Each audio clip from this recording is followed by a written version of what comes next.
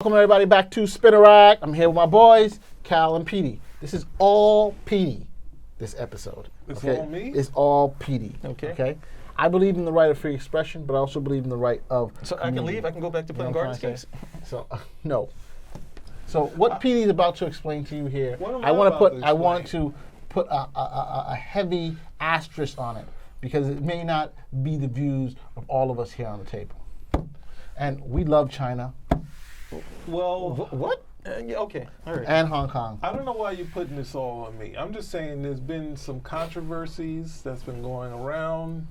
I think recently with LeBron James, but that's not comic related, so we don't have to get into that, right? Thank God. But we also have some movie controversies. One first being with the Black Panther. Somehow a site interviewed some of the aspect of the lighting and the coloring of Black Panther became a big issue. But usually if you have a bad quality lighting, it's called movie. The lighting's issue or it's dark. And in Black Panther, they said it's black and the people are black and the lights are out and it's black. And it's just like, all right, calm it down. Don't put that on there. Don't release that. But then we also have Quentin Tarantino. Now, I'm not saying that I was all for the handle of Bruce Lee. I was not for the handling of Bruce Lee in Once Upon a Time in America and the idea of trying to make him like a total douche. But at the same time, China's like, we're not putting this out, we're asking for re-edits. And Tarantino recently said, I'm not doing re-edits. So what do you feel?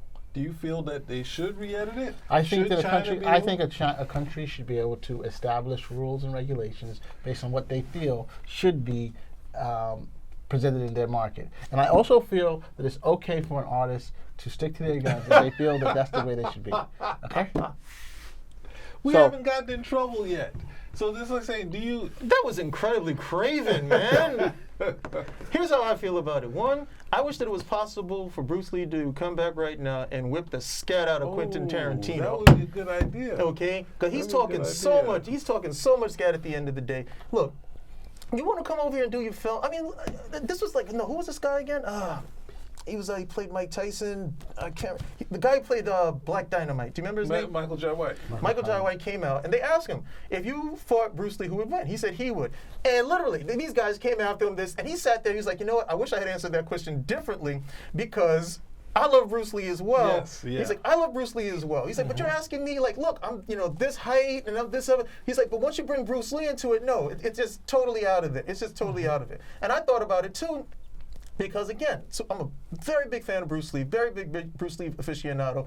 I knew how strong he was. Bruce Lee was much stronger, okay, than you would think somebody his size and weight would actually be. This was a guy who could literally put dents into a 300-pound heavy bag and it was filled with metal shavings. So he was, really strong at the end of the day. And he self-admittedly said that if he had to fight Muhammad Ali would just leave him like a smear on his fist. Look how big he is. So, he also understood, body structure, bone structure, things that you're just going to have advantages with all the line. But as a martial artist, okay, you can't just come and say, hey, I'm going to beat Bruce Lee.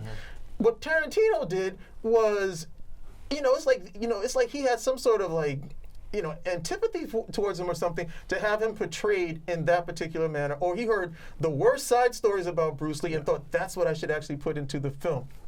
I haven't seen it. I heard enough about it. I don't want to see it.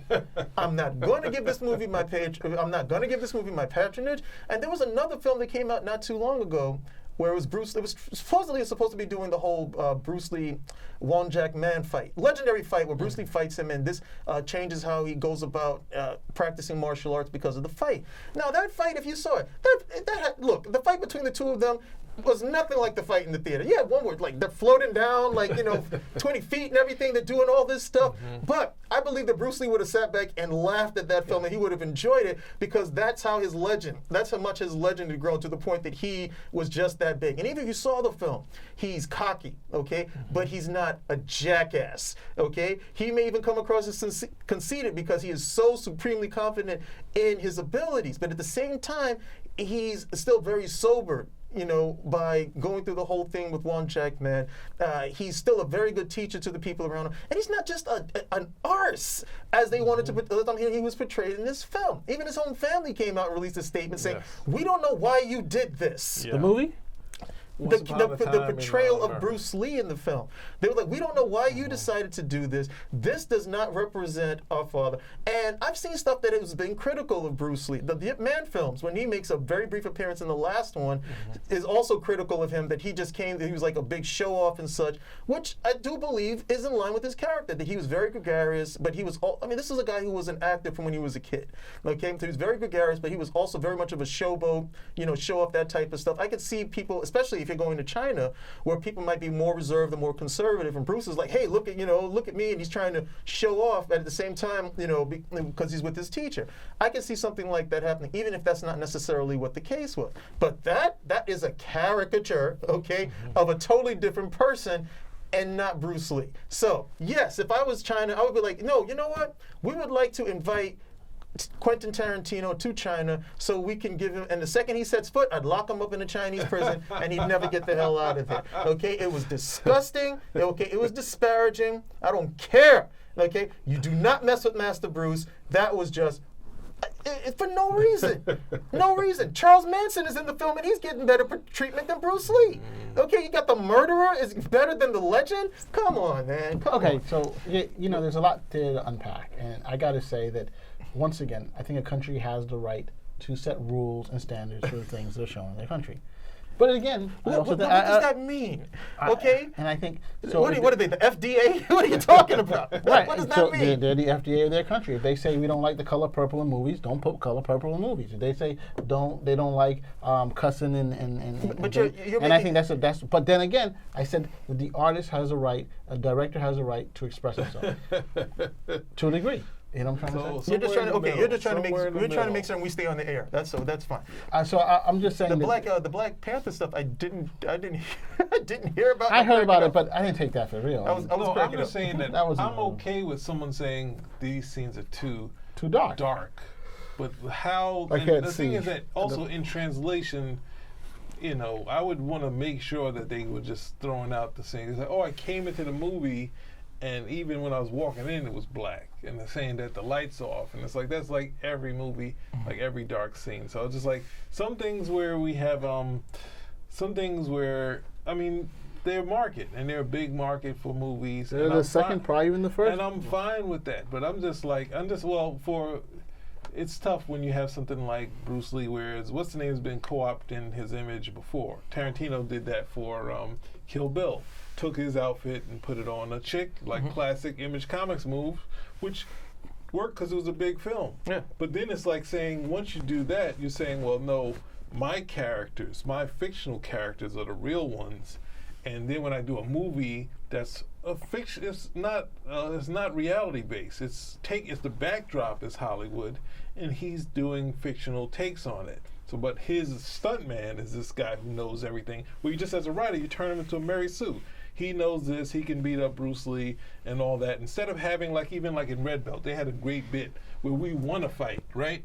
The Red Belt guy, the master, comes to an army base, and he's gonna fight this guy who's probably been the asshole to everybody. And then the army guy comes, hey, Master such and such, when did you get here? What's going on? Like, they have a moment where it takes away what we were expecting, and it's a much powerful scene because it establishes that the Red Belt guy is what he says he is, from this guy who's been beating up everybody on the army base. And he's like, no, I learned from this. He knows what he's talking about. And it's like, it builds up his mystique in the myth. That's the first time I've heard someone use Red Belt as a quote.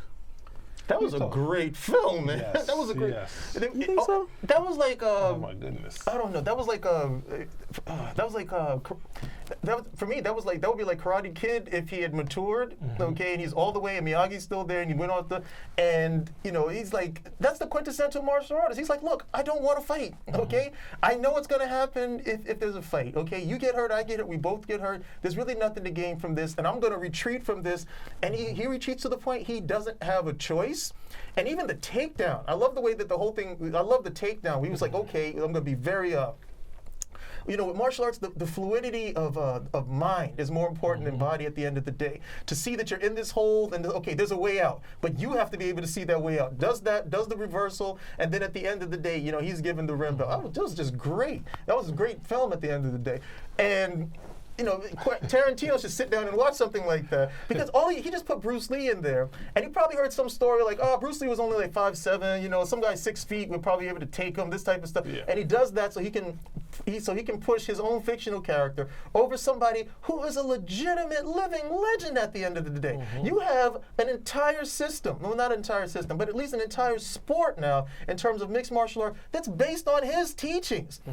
Okay, even though it totally takes away the whole art of the whole, the whole thing, but it's totally based on what he brought to it. Kareem Abdul-Jabbar was one of his students. He was one of his students. Steve McQueen, Yeah, but I was just trying to say the physical side. No, Even but I'm saying he that's admitted to important as a movie the maker. amount of skill that he had in terms of, Kareem Abdul-Jabbar acknowledges his skill. Well, I'm going as a Everybody does. But I mean, that's what I'm saying. You can't take away the skill. Right? Yeah, could he have been a knucklehead? Yes. Was he a knucklehead at times? Most likely. Because everybody is. But the point is that he was so much more in what he was able to represent and what he did. And so, and his skill set. The Bruce Lee who may have been, this would have been somebody who would have been a knucklehead with people he knew, palling around, that type of stuff. Not with a stranger. Not coming over here like, I'm just, you know what? Well, there were stories they about made him him like Prince with his ass hanging out of the trousers or something. But they made no, before you say that, I just want to say that the aspect of him, if you talk to, the Green Hornet, and they were saying that Bruce was a ball of energy, that he was constantly flipping around, and the foot would be in your face. The next thing you know, you're flipping around, the fist would be in your face. That sort of silliness, and then they had to say, all right, he hit somebody, and it's like, all right, Bruce, you can't do that anymore. But it wasn't malicious, it wasn't being a jerk. It was just like, this guy's a ball of energy. He had all these things. He's in filmmaking. That's what he was saying. He's finally getting to where he wanted to get to. And he's excited. And you get to the arrogant point, which makes sense when he's like saying, all right. He's a movie star. No, but when he's going to get, he's going to get beat up by, Green Hornet's going to beat up by Batman, and Robin's going to beat up Kato. And he's like, that is, they say when he heard it, he's like screaming in this trailer, like, no way! And they put it into the press and that sort of thing. But it's like, it makes sense. And you had to fight for your characters. And Burt Ward, a lot of people don't know, Burt Ward, who played Robin, he was a black belt. He was a black belt in karate. So, this is not, but even then, Bruce was like, I don't care. I don't care. I'm not getting beat up by Robin. So, but it's like, the thing is of having someone that energy, and then someone who looks around and says, you know what?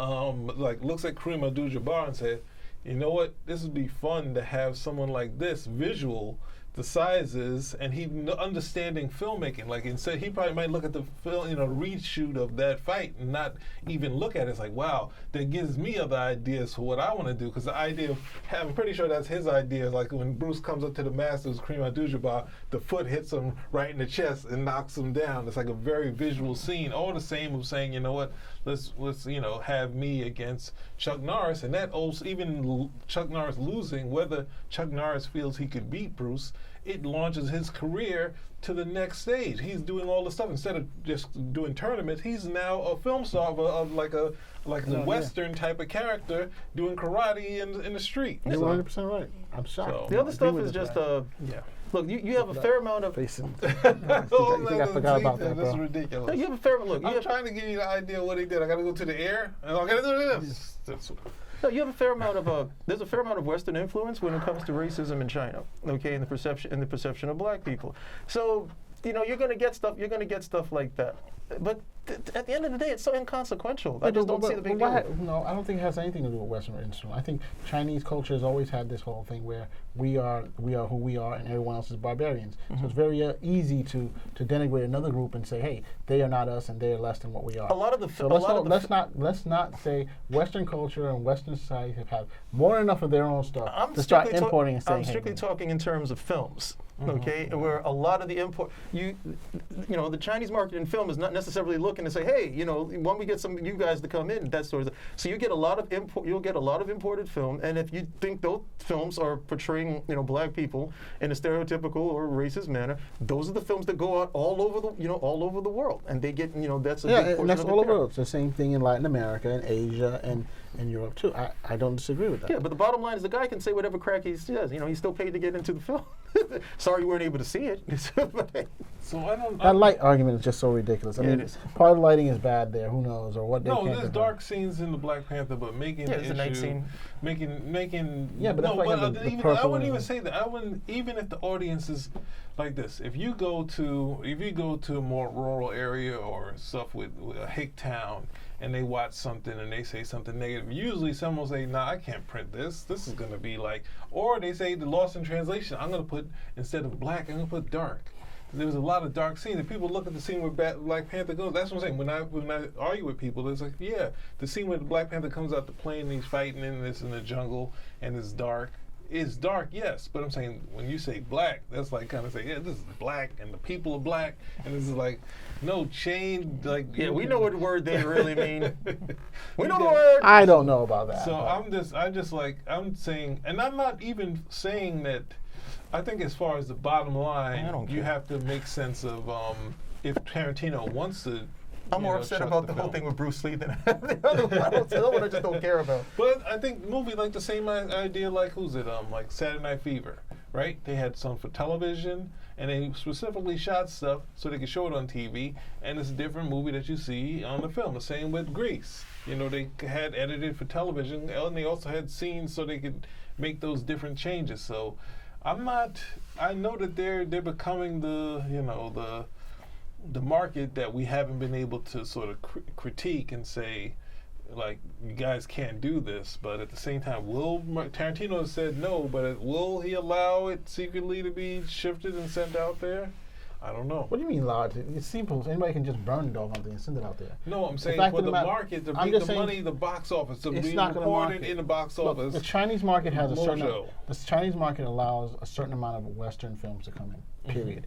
And if he's not willing to do what they've asked him to do, it's not coming in. And they have the right to say this is what we want. Yes. In the United States, we have the right the same way too. Yeah, and But I don't, Tarantino and I also don't has the think right to. Tarantino was depending that much on the I Chinese think market it's for not. this It's film. it's not a large part of his whole gameplay. You know what I'm trying to say? So I don't think But there's it a large could be. part. He could be much bigger.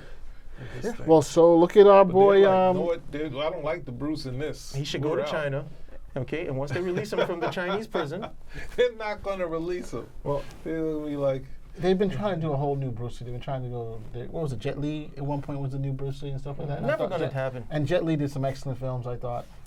Jet Li is Jet Li, and Jackie Exactly. Chan is Jackie Chan, Yeah. and Bruce Lee is. Bruce Lee. They bring a different dynamic and ideas of what they do. Jackie Chan is not to say the closest as far as the image, but as a filmmaker, like finding a lane and doing something like that, we would really Yeah, those need- stunts, that choreography. Yes, like and his so- and his comedy. His comedy Yeah, also is understanding really that good. he has another lane, even though he got, he was an extra in there. Yeah, where and was he beat by understood that Bruce. he understood he was never going to be Bruce Lee. Bruce Yeah. Lee was like Charlton Heston for for the martial arts. Yul film. He's like, Brynner. "No, Yul I'm the Brynner. hero. Yeah. I'm going to get the girl Yeah. if I want her. Okay, I'm going to beat the bad guy. Nobody's beating me in I'm these the, films. I'm the star. That's how he came into the whole thing, and that's one of the things that really resonated with the audience because he came in. I mean, he was mixing some of the Hong Kong film sensibilities with everything he had learned from the American stuff. He's like, no, the hero doesn't do this. He's like, the hero comes in, the hero's masculine, the hero's tough. I'm going to beat everybody, but he was still the reserved, conservative quietness that they would expect. He wasn't going to be boisterous. I come in, I really don't want to fight. Well, you hit me, or you broke my mother's thing. I'm going to kill every single body. Everybody's getting beat up over here, and that that resonated with the audiences. It was really strong up until the point you get into the dragon where it comes back. And everybody's like, yeah, like what? We didn't know this type of stuff could be done, physically in terms of the film. Tarantino. Well, I would even go further with Tarantino because he's sort of backed, what's that thing? Kane, like the Kane TV show. Like he's been sort of like Kung Fu with Kwai Chang Caine? Yeah, like he's been sort of like having David Carradine, and even though I think he wanted as Bill Warren Beatty as Bill, but then they got David Carradine in there. So it seems like there's been sort of a thing because like the Kane characters have been talked about in Tarantino film, and then you take Bruce's outfit, and then you got this thing, and it's just like. So he had Gordon Liu. He had Gordon Liu in the Kill Bill films, who was Gordon Liu was very famous for playing Pai Mei. No, not Pai Mei. Playing one of the Shaolin monks who go to defeat Pai Mei, and then he has him as the older, like almost like a Pai Mei character in the films. So I thought that was great. It was like some really nice homages, and to those characters. And then you just literally dump all over Bruce Lee, who was probably the reason why most of those films made it over in the first place, because of the success that he had, overseas, one, and then with Enter the Dragon. I mean, this was said about Michael Jackson. I think it applies to Bruce Lee, at least for me. It's like some people come, once in a lifetime. Some people come once in a generation, and some people come once, and that's Bruce Lee. Okay, once. Everybody's like, who's the next? There's not going to be. You may have somebody totally, different that captures the mind, but in terms of his artistry with martial arts, in terms of his, literally, because he revolutionized the way that these guys approached filmmaking in terms of the martial arts film. Because these guys were swinging from, from wires and such, and he scaled back all of that. He's like, no, we don't need to do that because I can actually fight. I can actually fight. So we can do this. I've got the training, that the wonderful scene in the Fist of Fury Chinese Connection where he's fighting all those guys, and just that choreography. It's like everything's moving. Everything's moving. And it shows just how good the filmmaking is, because I learned this watching the Ten Commandments, where you'd have these wild scene where everybody's doing, but everybody is doing something. Nobody's just standing around looking. Like one person may be doing something over here with some grapes, but if you look, everybody's doing something. And it's the same thing I saw in that particular film. Yeah, it's really good stuff at the end of the day. It's just a real shame at the end of the day. Tarantino not able to see that. So we haven't. He thought this was going to be a slam job, saying us pressuring China into doing something when we haven't done that. No, we're on China's side. Oh no! Now we're in trouble. Now we're in the LeBron lane. I think my points have been very nuanced, and I think I've made it clear. I think you've done everything to keep us on the air. Thank you very much. So, anything else? I can't. After you put us in the LeBron lane. Spin a rack. Out.